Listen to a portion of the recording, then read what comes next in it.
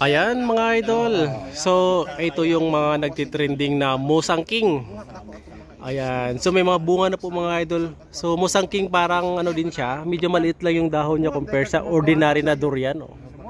Ayan. At saka yun yung mga bunga ng ating Musang King dito mga idol. Ayan. Ang daming bunga oh. Ayan. Maliliit yung iba oh.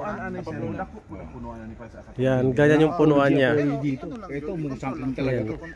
Kasama natin si Idol Bernard for Musang King. Ayan ang ating Durian King. Magaling to si Chef. Ayan no. Idol to, idol. Pero ayan. sa dahon kasi, as the expert told us, Buradong sa akin merong video to. mga musang king na galing sa seeds, ang dahon niya is the same.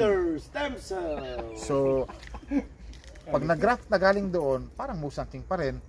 Pero ang bunga nun is matagal tapos hindi quality. Sir Bernard, So, paano anong ma-advise mo? Halimbawa pag ito, hindi pa nakapagbunga, pwede bang kunan ng sayon? yes, pwede as long na sure ka sa kinunan mo. Okay. Pero ang effect lang nun, kukunin mo ng sayon yung hindi mo nagbunga na tree, tatagal siya magbunga kasi kinukunan mo ng sayon palagi. So that's a disadvantage. Pero ang gawin mo mabuti is mag-sayon group ka. Sayon group para mas mapabilis yung pag-production mo, doon ka kukuha ng sayon. Then do not touch the trees na for production. So that's my mistake. I-avoid nyo yung mistake ngayon kasi ako noon, napabunga ko siya at 4 years old. Mayabang tayo, hindi tayo kukuha sa ano, hindi nagbubunga. So nagsuffer yung mga old trees ko. So tayo naman na farmer, lalo na sa research and development, we make mistakes for you farmers not to follow. So we sacrifice yung mga mali, ituturo sa inyo anong dapat iwasan. So i-correct na. I-correct na. Tama. So tayo na nasa parang larangan ng R&D, ganoon ang ginagawa natin. Kaya iwasan nyo na abusuin ang tree. So for production siya. Occasionally pwedeng kunan ng sayon for pag mag-pruning ka rin kasi. Pag nag-pruning ka, isabay mo na ng kuha ng sayon. Huwag yung for production tree, aabusuin mo ng sayon. That's what I did 2-3 years ago. 6 times, 8 times yung kinukunan a year. So what will happen to your tree? Magsasuffer siya. Ayan. Oo. Sir Bernard, dito compare lang ini-hands lang kasi ito soon mapakita natin sa kanila yung hinog. So ngayon kasi hindi pa natin matitikman, can you explain ano ba talaga ang comparison durian to Musang King na lasa? Compare sa iba? Yes. Ganito. Puyat yun. The scenario is ganito, kain ka ng puyat tapos kain ka ng Musang King. Pagbalik mo ng kain ng puyat is bland na siya. Musang King has a really intense flavor na may kick siya. So matapang talaga siya. So sa Malaysia, when we go to Malaysia, ang tip ng mga Malaysian friends natin, when you eat durian, you start with sweet. 101 puyat, then you go to musang. Kasi pag nag-start ka ng Musang King, pagkain mo ng ibang variety, wala na. Ganun siya ka-intense. That's why it's called King of Durian sa Malaysia. Pero for this young tree, we expect na ang bunga niya is not that, hindi pa ganun ka-quality kasi young tree pa. So tatandaan nyo sa durian, the older the durian, the better fruit it produces. Parang wine. Ang concept ng wine, pag vintage, mas better. So ganun din sa durian. And when you see a durian, pagkita mo na kulubot-kulubot na yung ano niya, arils or bunga niya, laman, indication yun na galing sa old tree. So sa durian, pag kulubot-kulubot na, masarap. Pero sa tao pa, pag kulubot-kulubot na, alam nyo na, yun ang ano lang. Magaling talaga. Pasok sa stem cell yan. Ayan. So ito yung Musang King. Para masarap na yung pag tumungtong na siya ng ganyan, Sana nang inisista ng stem cell. acceptable but not that, hindi pa talaga yun. Para sa mga durian connoisseur talaga, hindi pa siya papasa. May mga flaws pa. Pero pag tumungtong ng 10, nag-i-improve yan. So for commercial viability, you have to have at least 100. Oo, para ano. Kasi sa commercial viable. Pero ang taste niya talaga is very different.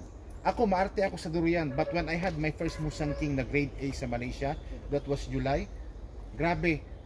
Parang yung dito mo, yung dulo ng ano mo, parang gaganon pipitik. Ang sarap. Presyo, very expensive that time. Kasi hindi pa season eh. We bought it for 90 ringgit. That's 190 pesos per kilo. Sa Malaysia? Sa Malaysia.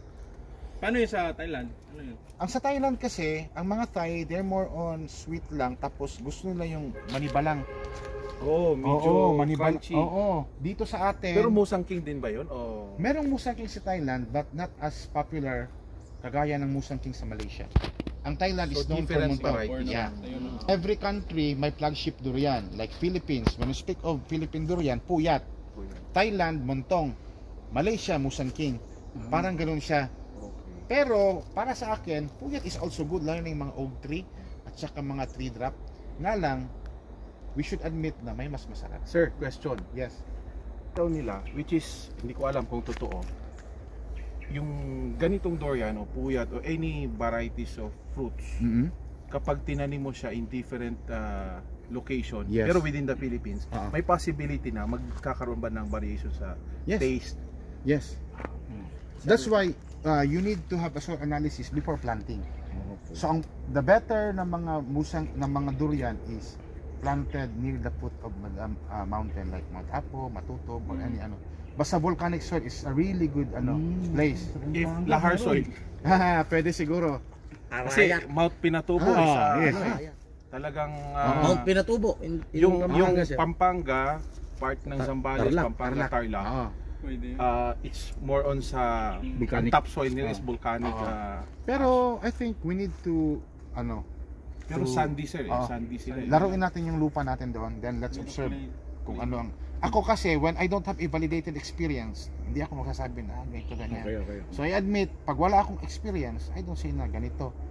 Ganyan kasi it will mislead a lot of makikinig sa mga conversation natin. So sa soil, magpa-soil analysis tayo para alam natin kung ano ang Kung dapat fitted ba talaga? fitted siya. Pero if hindi fitted, subukan natin laruin yung soil para At least kahit papaano mailapit lang doon sa at least we tried. Tapos if we succeed, then magiging model yung farm. Possible ba sir na mas sumarap yung Musang King sa ibang Pwede. lugar? Pwede. Lalo na sa sa atin wag niyo lang sabihin sa mga Malaysian kasi they will get mad at us. Actually Malaysian, they take pride sa Musang King. I have a friend in US na addict sa durian, taga Davao. Talagang siya sa durian. When they speak of durian, pag nakaharap mo yung mga Malaysian friends, wala kang laban. Kasi talagang masasarap ang durian nila. Ang panlaban na lang niya, nasa Davao ang pinakamurang durian. Yes. Yun na lang. So, ganito, ang sa durian natin, siguro when you feed the soil, tapos yung elevation mo is ang durian, should always remember, maganda siya sa sa midland wind elevation. Mga 400 pababa. Meters above sea level. MASL. Pero tama yung sabi mo Sir Bernard. Kaya before mga 10 to 15 years, hindi pa ganun kasarap yung durian. Ngayon kasi ibang level na yung durian ba? Talagang matitikman mo na sobrang creamy. Sarap. Creamy na siya, nag-improve na. Pero Na-age. ang sa soil natin, dapat then ang magandang elevation ng durian nasa mid. Yung mga 400 pababa, maganda yan. Ang mga highland durian, mga 500 pataas to 800 lang Ang 1,000 is not good na kasi sobrang taas, yung durian mo is kakapal masyado yung niya, balat. Then ang advantage din ng highland durian, yung sa mga acceptable pa na taas like 600, 700, siya, ang season niya iba. So iba ang season mo, you have a higher price. Pero sa during quality, off-season, by possibility yung sa'yo. pero ngayon kasi, what I observed for the past 2 years, ang season dito sa amin is tawag nila sa Cebuano igit-igit. Igit-igit ibig sabihin, yung parang nagtatae. Parang ngayon, minsan meron pang bunga, meron nang nagsusunod na bulaklak. So sa mga farmer, it's really challenging kasi ang hirap mag-spray kasi makamadama yung mga flowers pa na maliliit. So as time pass, ang isa sa challenge sa mga farmer is yung climate change. So sa research and development dapat ang ginagawa sa ibang country, halimbawa ulan, ang daming bunga. Sila, mulching sila para hindi pumasok yung tubig. Kasi pag na siya, maraming footlets, ulan ng ulan, nabasa yung area mo, too much water, mahuhulog.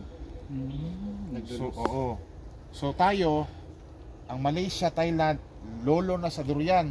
Tayo, apo pa lang.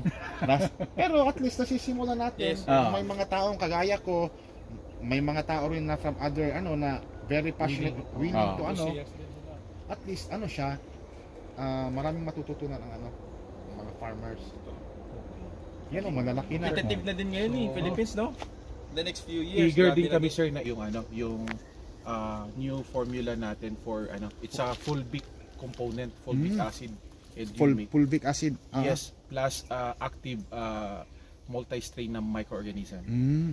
So to balance doon sa yung microorganism for plants and also for soil. Oo. So hopefully na maging positive pag na-try ninyo sir. I-try natin para kasi ako sa part ko naman I don't recommend pag hindi ko nasubukan. Sa dami ng customer ko, marami nagtatanong. So for the meantime, what I recommend is yung mga nagamit ko. Pero once we tried your product and we have a positive, magandang output, for sure ko yan, lalo na sa Luzon. Mas marami ang client from Luzon compared dito. So mostly talagang Shipping. talaga. Biruin mo yung crates ko na yung Carpintero, yun lang ang trabaho niya. Tagagawa ng walang case. humpa yun. Oo. Araw-araw. Ilang nang naputol ko dito. Ang ilang puno na ng rubber. Kasi rubber industry is not good. Dying na Ngayon, dying. So, yung mga lumang puno din namin, natutumba ng minsan yung iba, yung gitna niya may butas na tapos biglang matutumba. Marami pang collateral damage. So, ang ginawa namin, putol, tapos pinapagawa ko ng crates. Sir Bernard, sino pinakamalawak na Musang King na farm dito? For now, as of now, marami nagtatanong. Sino pinakamarami? Makilala ko sila Ma'am Helen Pedregosa. Yun. May 2,000 plus yung tinatanim. Sila Sir Jack Sandique. Na kumbaga Hindi pa, kakasimula pa lang mga year ago. So mga how many years so it will take 4 to 5 years pa.